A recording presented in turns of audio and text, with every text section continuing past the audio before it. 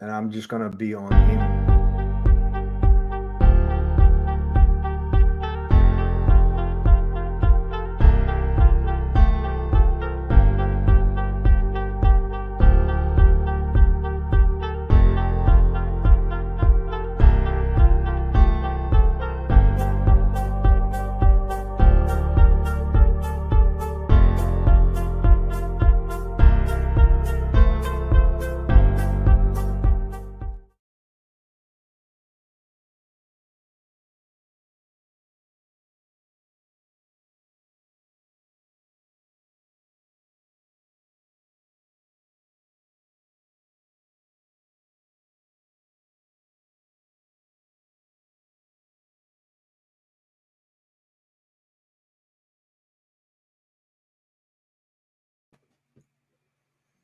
Hello, everyone.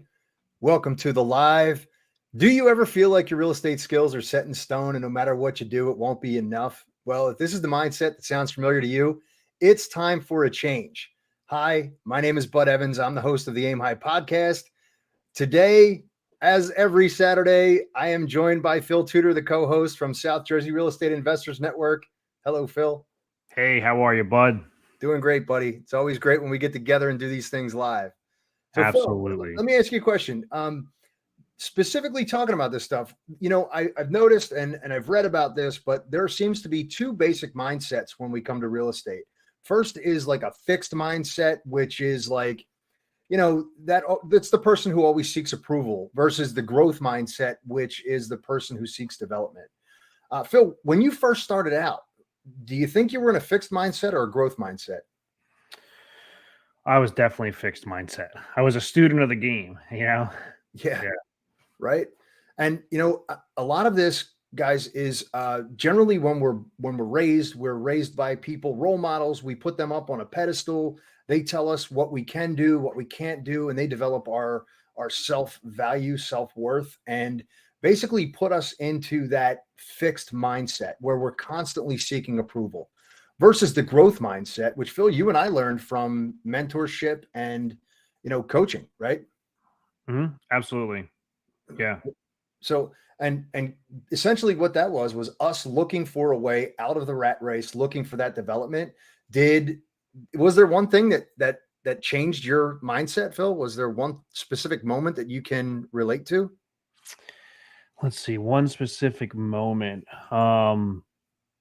I think honestly it was just kind of gradual over time that I realized the importance of the mindset. You would hear about it a lot, and I was always thinking like, oh, these are they're the rah coaches, or you know what I mean, just the hype builders and the pipe dream, builders and this and that. So I think over time, I started to have a respect and an understanding for what they were getting at. And I guess what I can say, there is some pivotal moments that I can realize that by observing other people that were further ahead than me, other organizations, and me aspiring to want to be like them. When I would hear about a little bit of behind the scenes, like I know of a unnamed, organization that basically they had like a workout gym in Yeah. their organization, in their office. And I actually got to do a walkthrough and see that. I saw that like, well, if I respect these individuals that I'm trying to be like and emulate, and they're putting this importance within their own organizations, there's something here, and when I sat back and reflected on that in my own construction company, I had realized the amount of how can I put it?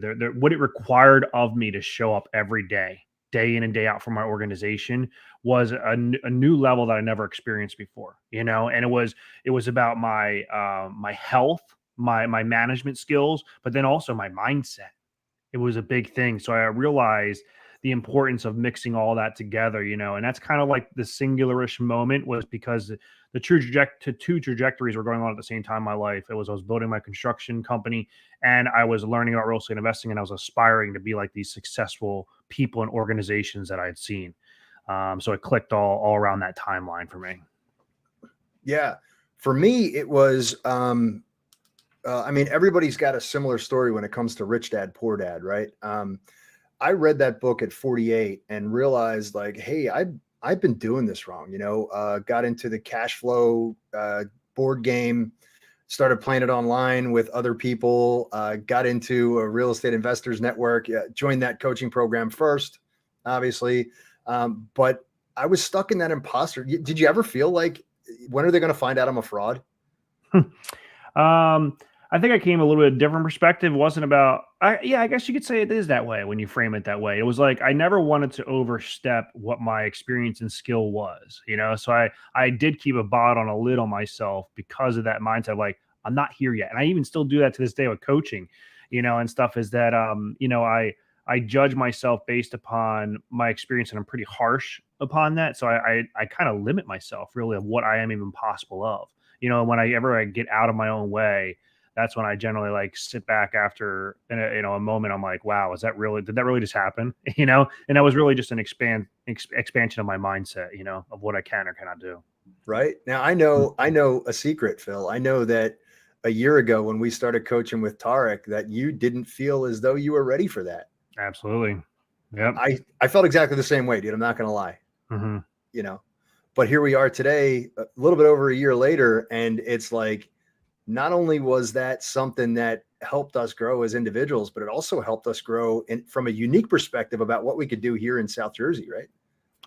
Yeah, absolutely. Yeah. And it's still, I don't know if it ever goes away, the imposter syndrome. I'm still embarking on this journey, and I gain confidence from, actually doing, through application in each one of these new adventures I get into. And then, getting the feedback from my co-partners, or co-heirs in this, and also from the community itself, So I would say it's a beautiful process that other sources of getting you to the next level open up as you get through your own mindset. Like, you have to personally get past that threshold yourself first and do the thing, right?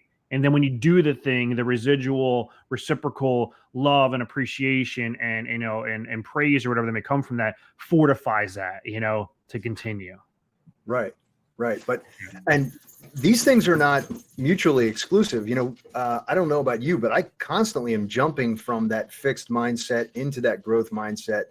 And I kind of have to deal with the problems that come along with that, like, for example, with the South Jersey Real Estate Investors Network and the implementation of Aim High REI, I was very concerned until we actually got into the Boardwalk Powerhouse about how we as a team were going to put those things together and actually create this new mesh of everything that's going on. And then, of course, you came over to the house, we sat down, we started brainstorming. I've got a bunch of stuff on the whiteboard.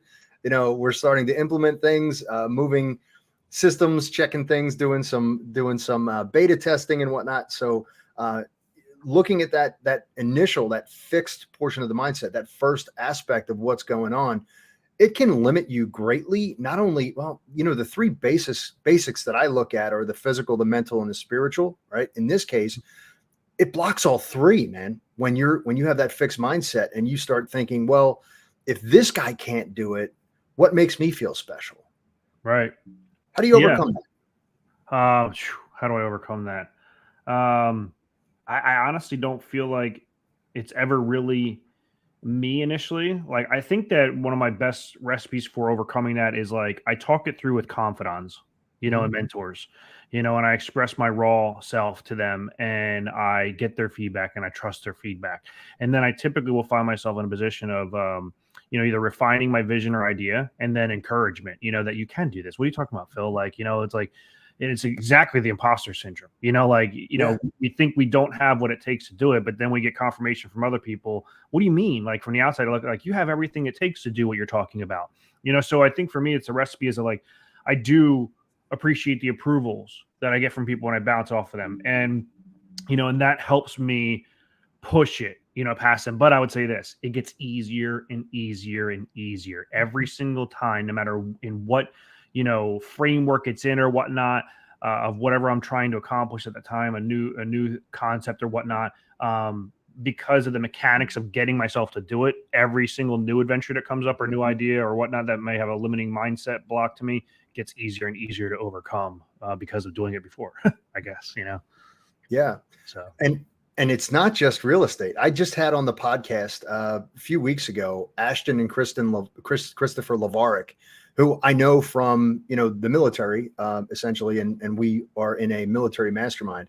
they came out of the military. Now, one of them was special forces. He was a pararescueman for the Air Force. The other guy was an electronics specialist, but they both came out and they started doing this thing, with their real estate, and it was a major mental block for them. And then all of a sudden they started to realize, like, hey, this is not as difficult as we're making it. Let's look and pivot. And then started to talk to other people, get involved in masterminds. They got a coach. They started talking to that coach. And the next thing you know, now they are making bank in the short-term rental industry, and then taking that money and buying multifamily properties. So that's a prime example of how they went from a fixed mindset and then pivoted and then moved into the growth mindset, because there's no stopping them now. Yeah, I would say the other part too, to answer your question again with a little more detail, is knowledge is key for me. And that's literally growth mindset, right? Like, I have to go out there and seek the knowledge, whether it's through mentorship, and like I'd like to share this, behind the scenes of like what Phil's world might be like, because I think it's important to other people that may be observing us that are new in this game, that like I still seek mentorship to this day. I never stop learning, and I'm yet again I signed up again for some more mentorship, and it's what's required, I think, to keep that tight-knit community, but also it's the knowledge, right? I'm looking to gain the knowledge. I think the biggest limiting factor for me in my mindset will be is that when I think about a concept or an area or another goal I want to achieve in my life, I realize I find the holes in my knowledge, right? And that's where I guess myself, and I second guess myself. I say, I can't handle this. I don't know if I can do it because I don't know A, B, and C. Well, then go find A, B, and C, people. Invest in your education, right? And that's what I do. So I really want to share that I think there's a possibility that some people out there might look at us and think like, well, you're at the top, you know what I mean? You're the teachers, you're the coaches. No, the coaches always have coaches. The teachers always have teachers too, if they're good at their game. We're constantly looking to up our game, and we've never arrived. Right. Yeah. And there are a couple of books that I would definitely recommend, because Phil, that I'm an avid reader. I mean, I'm generally averaging somewhere around 40 to 50 plus books per year. Last year I topped out at 61 books, which is just ridiculous. If there's a way to read too much, I think I do that. But I'm constantly looking for that next push. So Who Not How is one great book that leads you to find the appropriate people and gives a pretty good explanation of exactly how to do that and find a person. Instead of, like, for example, I had to stand up a website here, and it was essentially like, hey, I'm going to use this new CRM. It's got an integrated website feature. I need somebody to stand that up for me. So what did I do? I hired someone, and Phil, you're very in tune with Lay. She's fantastic, absolutely incredible. And then, she started to implement that stuff. And now we have budevans.com, which runs our coaching program. We have a PDF now with 21 questions that if you have a rental property, 21 questions you should ask any property manager. And that's free as well. And then I can't see who the Facebook user is, but I have a pretty good idea who that might be chiming in. But then Ready, Fire, Aim. Ready, Fire. Another one. Yep. Yeah. So Ready, Fire, Aim is a book about how to take your business from, 0 to 60 in like 2 seconds. And I'm just using an analogy, but essentially it is how to take your business and create success. It talks about everything. Jumping out of the plane, my analogy, jumping out of the plane and building the parachute on the way down, which is what we're currently doing right now. Not only me, just you and I, right? We have this process that's going on, and we're figuring it out as we go, trying to get this thing to work, working on this Facebook Live, working on the Aim High REI, simultaneously working on South Jersey Rian, seeing how all that stuff integrates with the podcast and the YouTube channel and all of that kind of stuff. Yeah. While at the same time running our own businesses, right? Well, Ready, Fire, Aim covers a lot of that stuff. So definitely recommend those two books, hiring the right person to do what you need to do, and then giving you the opportunity to find those visions, execute those visions, and then finding your integrator to work on those visions with you and actually stand them up. It reminds me of analysis by paralysis, right? And when we talk about deal evaluation, very similar of what we're saying here of whether it's business concepts, organization growth, personal growth or whatnot, you can definitely get caught in the rut of paralysis by analysis. You're overanalyzing and you think you got to have everything figured out before you even take a step forward. when likelihood it's better to just take action. Yes. It's better to do something than nothing, and to fail forward than it is to never do anything and think that you got this false understanding or this false belief system that you have to have all of it figured out before you implement it. No, Absolutely. no. Absolutely. I mean, we talk. There's so many success stories that we can talk about, right? I think of like Microsoft starting in a garage. Do you think they figured out their 20-year plan before they started in the garage? No. If you've ever seen, and it's not really a great movie, but if you've ever seen the Steve Jobs movie with Ashton Kutcher, Mhm. like it was, and there was another one too. I can't remember who it was, but it was actually pretty decent when you see them working in the garage, and it's him and Wozniak, and they're just sitting there, and they put together this motherboard and just decide we're going to sell this thing. That's it. Like, okay, let's sell this thing. And they started like taking that thing, and Apple was born. It was just, hey, we've got this design. We think it's going to work. Go. Yeah. And It was who was it? Oh gosh, Warren Buffett, I think, was asked to invest early on, and he turned it down. He says, "No way, that'll work." right. Yeah. And And he then jokes about it now.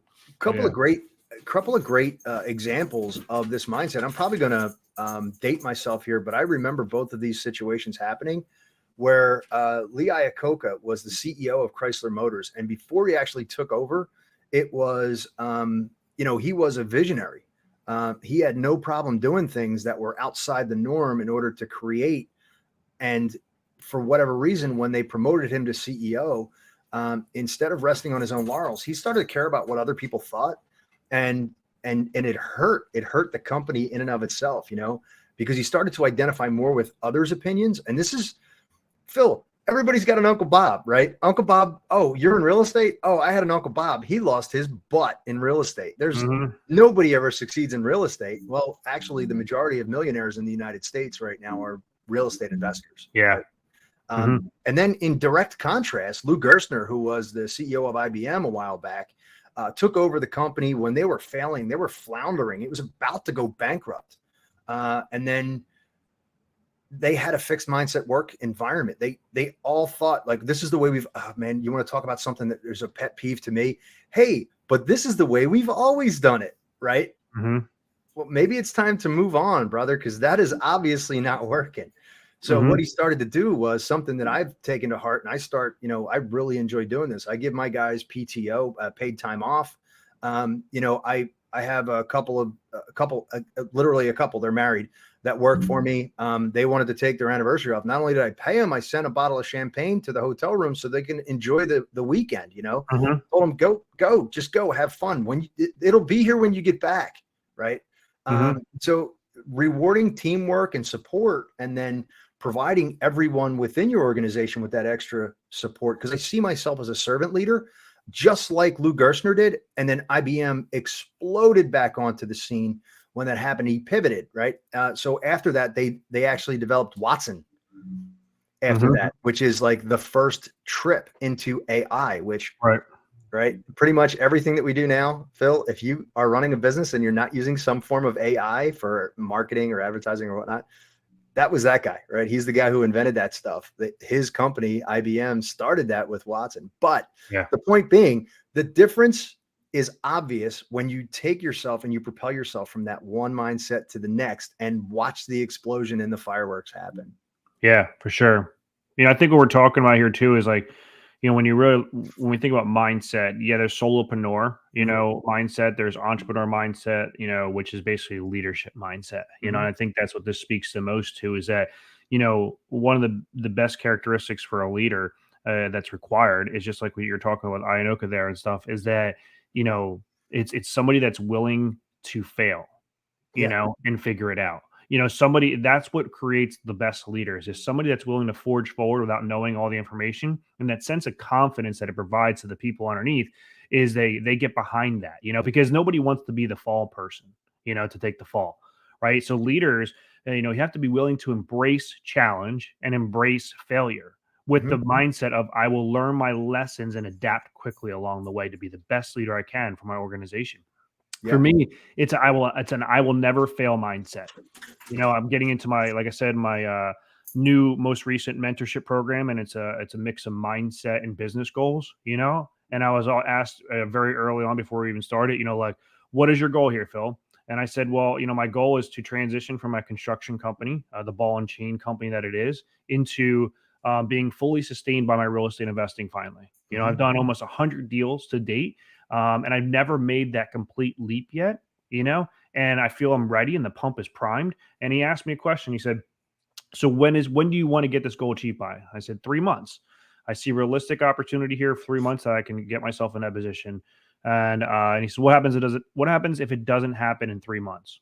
Well, I'm going to reset it to 6 months. What happens if it doesn't happen in 6 months? 9 months. Okay. What happens if and I said, whatever it takes, however long it takes, I will achieve this goal. And that's the mindset, that's just one component of what a mindset could look like, is that leaders fail forward. They never give up, and they'll figure out whatever it takes to get there. And that doesn't mean be a psychopath or a narcissist or whatever term you want to put on, of like, when the reality shows up and you realize you got to pivot or make some adjustments, you don't make those adjustments. Now, like, arrogance has no room in good leadership. Absolutely. Yeah. And having been in the military for 30 plus years, I'm sitting there watching, and even as a cop, I've watched great leaders, good leaders, and then bad leaders. And I watched how they progress. The great leaders, for whatever reason, I don't know why, in that type of environment, not in this type of environment. Okay. In this type of environment, people who take care of their people flourish. In that type of environment, the fixed mindset is prevalent. People with a growth mindset hamper their ability to make rank.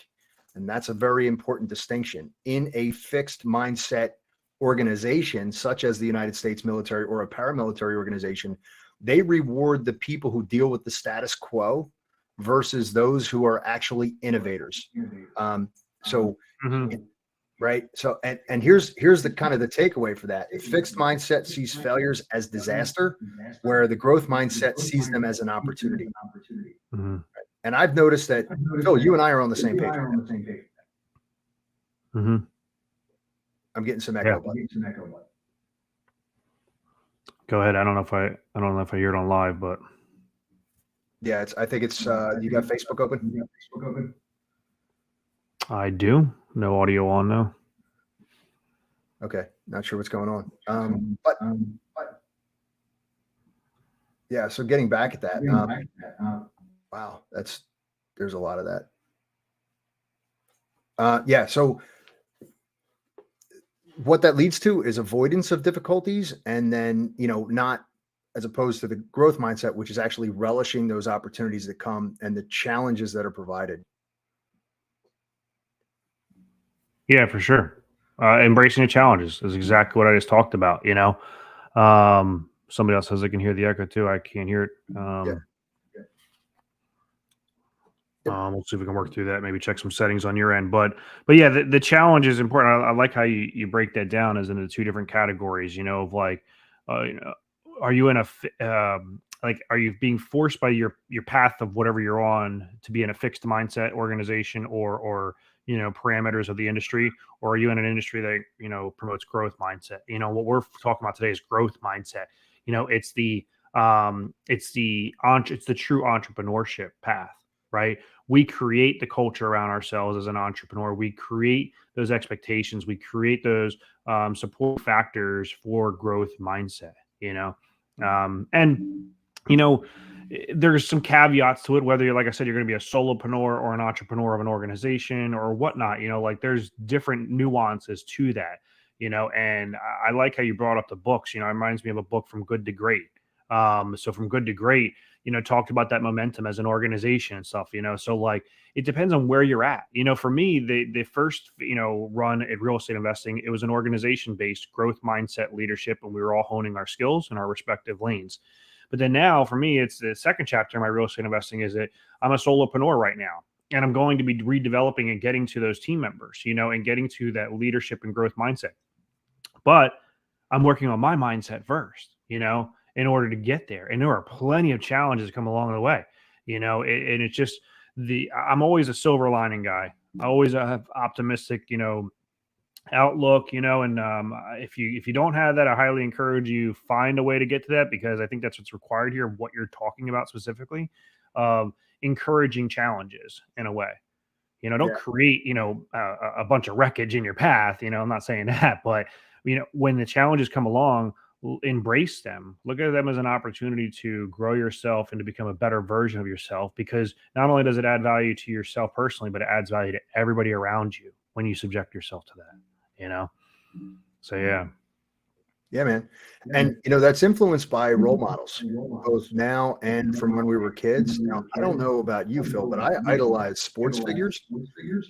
Not once did I really idolize, um, you know, business persons or anything like that until I got older and started to hear it. Mhm. You know, Yeah. I said that earlier. I talked about these people that I would observe early on in my education portion of real estate investing, of, you know, who I aspired to be like. They were the role models. Coach JP Kilduff is a huge one of that. That's what, created the first, amazing run of 80 plus transactions within a couple of years.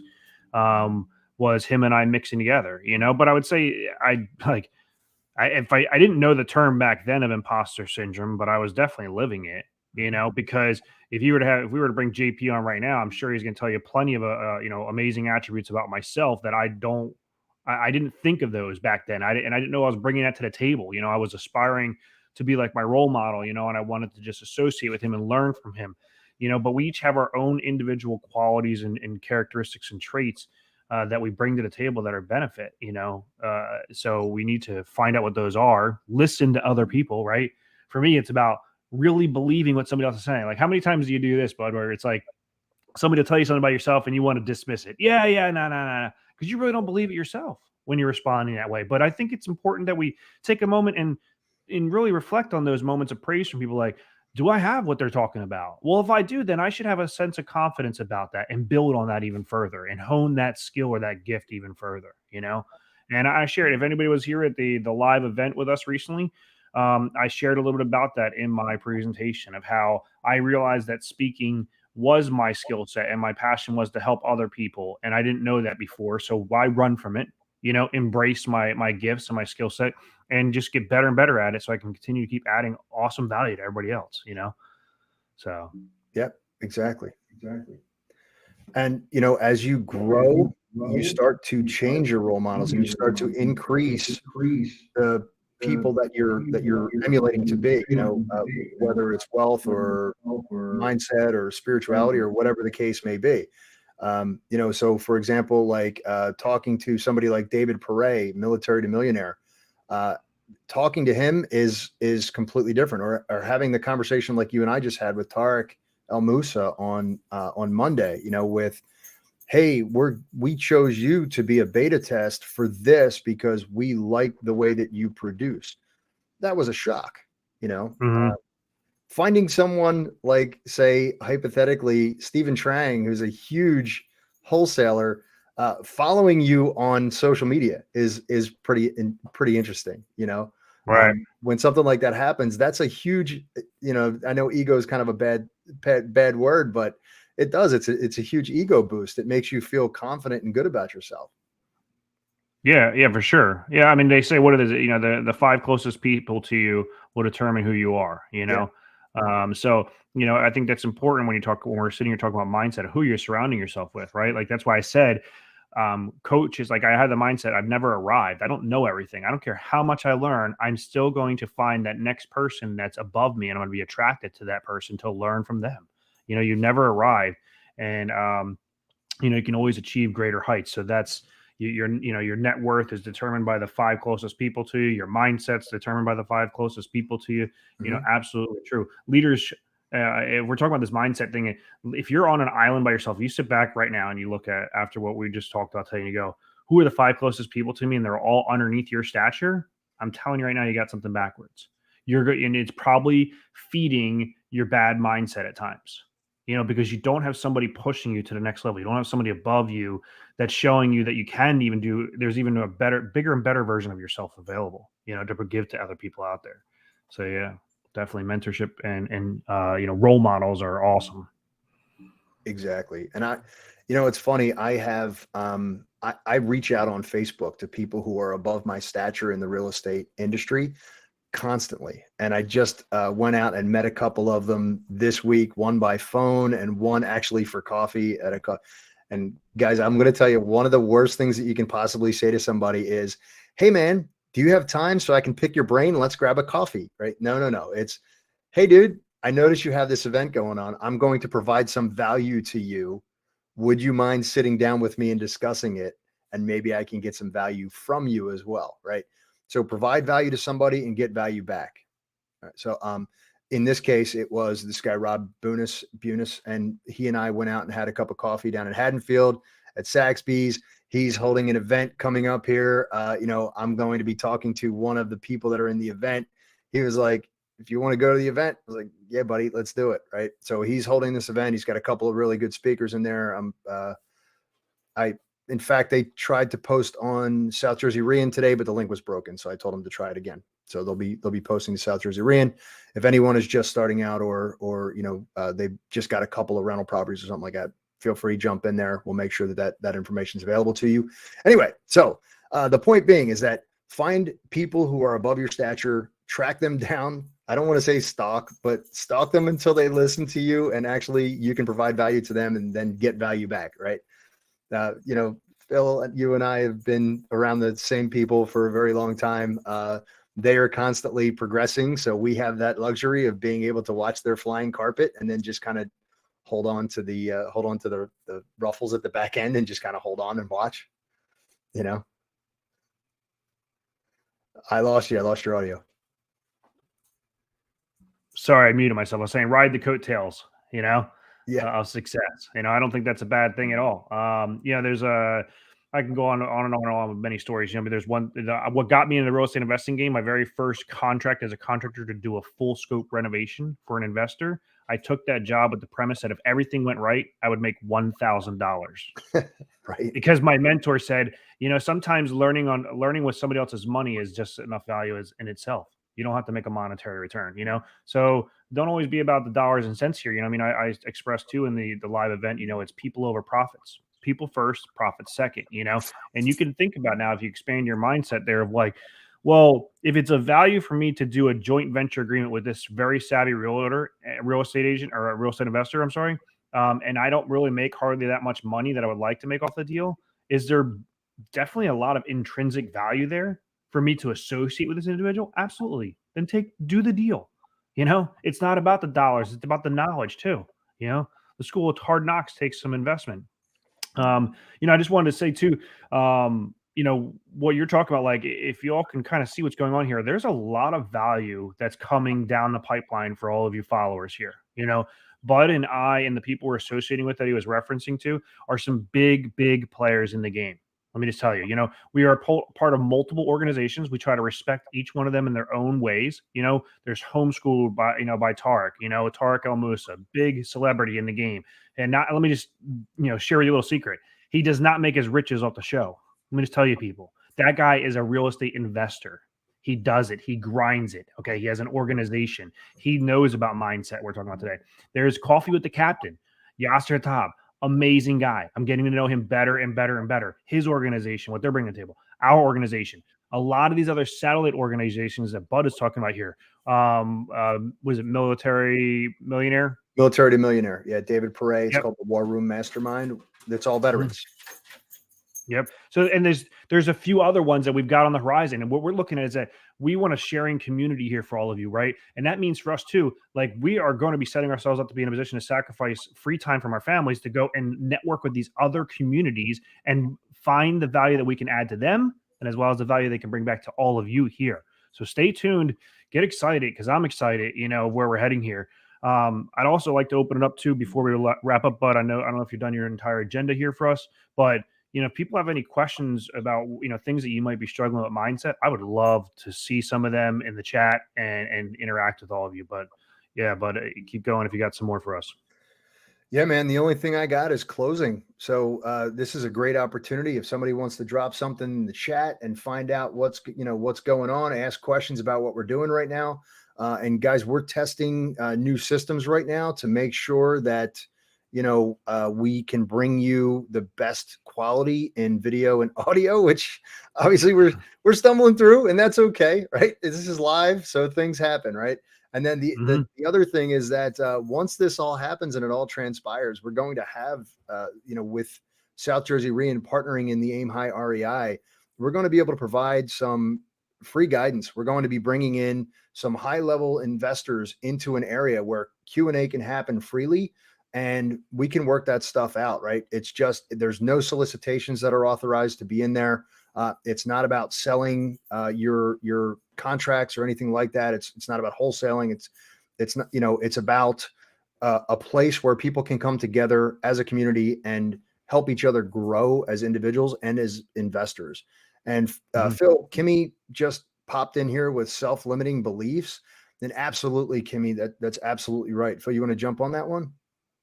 Yeah, well, I would like to see, Kimmy, if you can expand. Is this something that you are challenged with? Is this, a limiting factor in your mindset growth?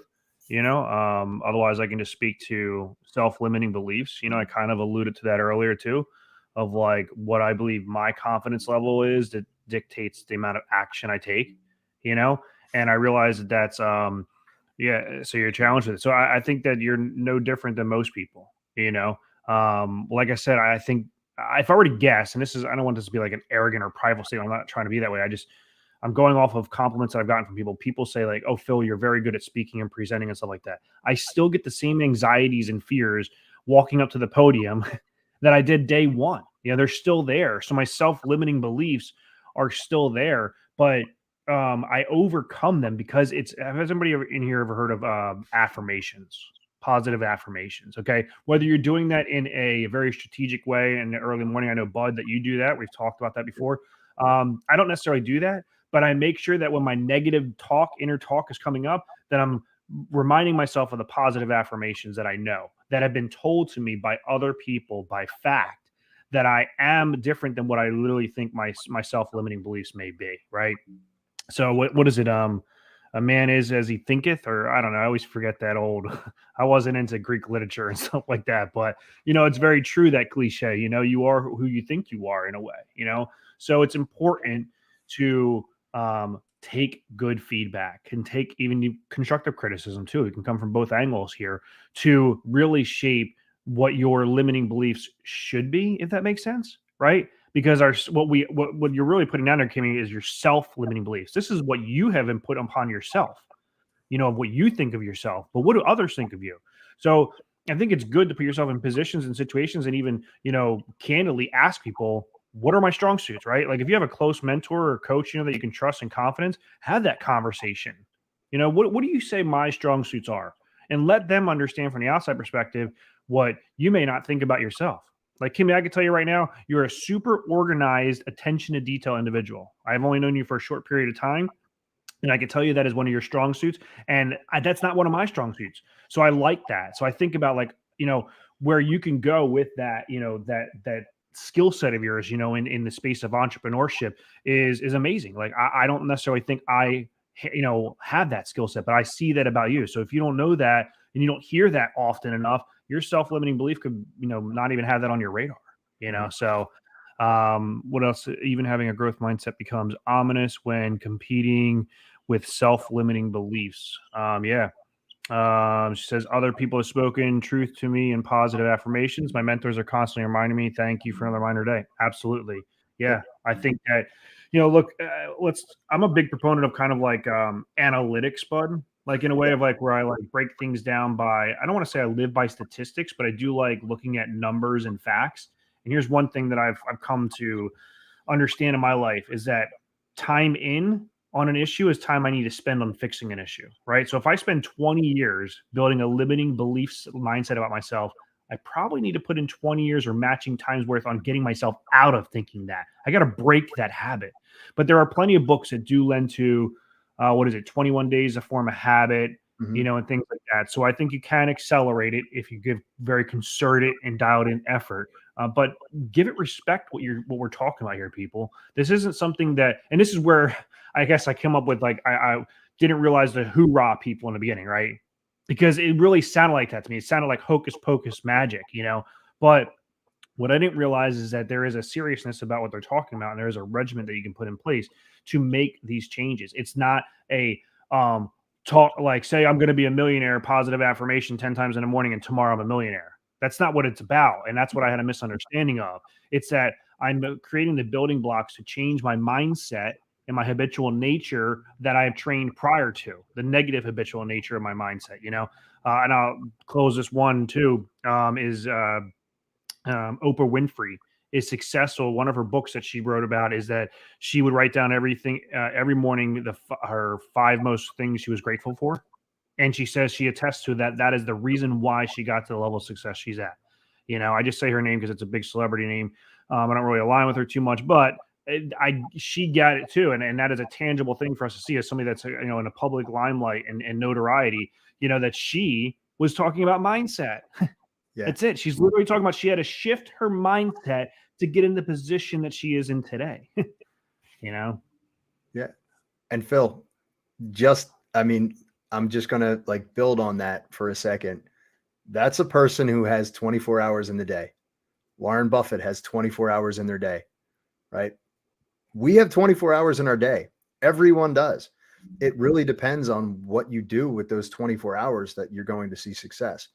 I'm on my own personal physical journey, my own personal mental journey because of something that happened to me over Thanksgiving. And I'm waking up every day and performing the same actions in order to make them habitual. I've got to change the mindset that I was in that COVID helped develop over 2.5 years. And I've really got to get that out of the brain and get myself back into the condition that I was when I started in this real estate journey, because it was greatly affecting my mental, my spiritual, and my physical health. It was affecting family. It was affecting friends. I was pushing people away. So guys, this is not just about real estate. Mindset is about everything. And Kimmy, I'm going to also basically build on what Phil said. You are a great closer, whether you know it or not. You could sell, ice to a person in Alaska. I've watched you do it. I've watched you have communications with people. Do not lose that. Never lose that. That's absolutely fantastic. And in that sense, one major mindset shift for me was this. You're always selling. Whether you want to consider it or not, you're always selling. Whether you're selling yourself as an individual, or you're selling a product, or you're selling someone on the fact that you can help them out of a problem, it's still sales and marketing. Right? So just keep that in mind. And by the way, all it really takes, a lot of it is just about being nice to other people. And I don't care what news you have to deliver. If it's, hey, I got to let you go, right? It depends on how you say it. If you say you're fired, you're effing fired, right? That's not going to pull as much weight. It's not going to probably go that well for you in that conversation as, hey, listen, this is what's going on, and this is why we have to do this, and this is the direction that we're going to take. As long as you're clear about it, right?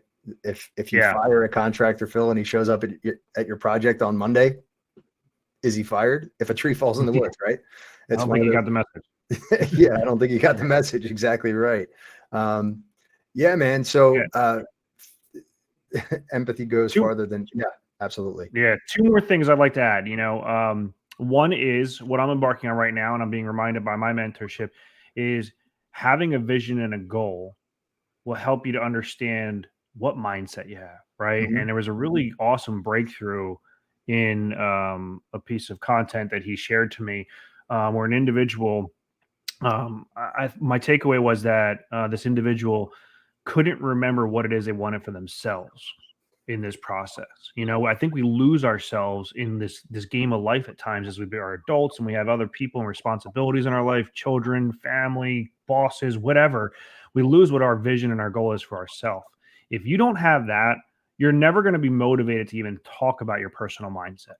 Okay. And the second thing is this one thing that you put on, alluded to. It's not about just failing forward or challenges shaping us. It's also about the little tangible wins that you can set up for yourself. Getting up in the morning and having a regimen and talking positive affirmations, or going to the gym and working out. those are little wins that you create, because I don't want to sit here and like I said, I'm hugely against the pipe dream and the rah talk. I like to talk real and genuine with all of you about, if you got a crappy life right now, let's say you're into debt up to your eyeballs, you got a lot of negative people around you, you're going to have to create little tangible wins along the way to help shape your mindset that I can do this and I can get out of the situation. That is the book From Good to Great in a different perspective of very small, subtle changes along the way will eventually create an immense amount of momentum in your life of getting to your goals and your dreams. So yeah, good stuff on this one, man. Real good stuff. Yeah, man. Great point. We could go on about this forever. We could take this into vision. We could take this into scaling. There's so many different things that you can do. But if you're ready, I'm going to close us out. Yeah, for sure. Yeah. And if anybody wants to get more information offline, Bud and I hope you guys can see here that we have a passion to help other people.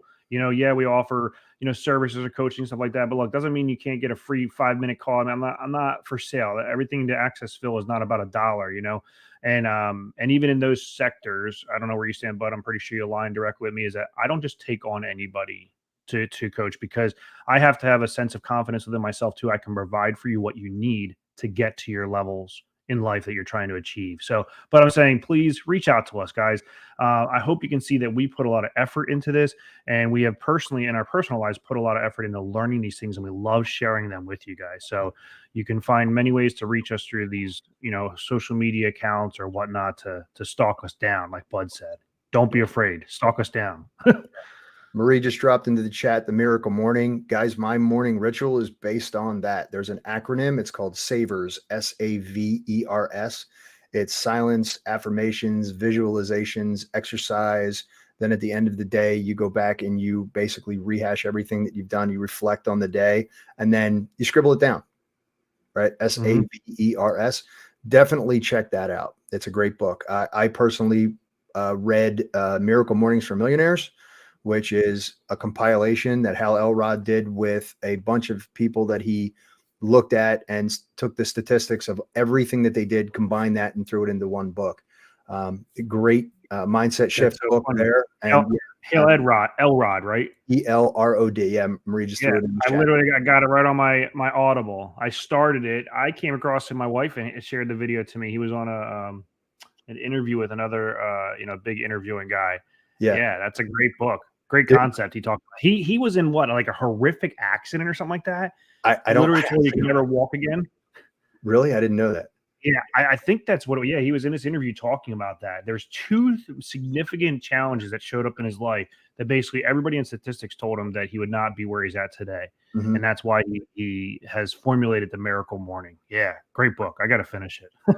Yeah, it really is a great book. Absolutely, and I will know that my podcast has reached the appropriate heights when I can get him on there. That's a goal that I'm looking to achieve within the podcast. Do it. There it is. Yeah, Marie's confirming. Yep. There we go. Outstanding. Yeah, he was in a vehicular accident, some type of drinking and driving. I think the other person was drinking and hit him, and then he faced cancer, and he overcame both of them. So yeah, I love those stories. Overcomer stories, the underdog.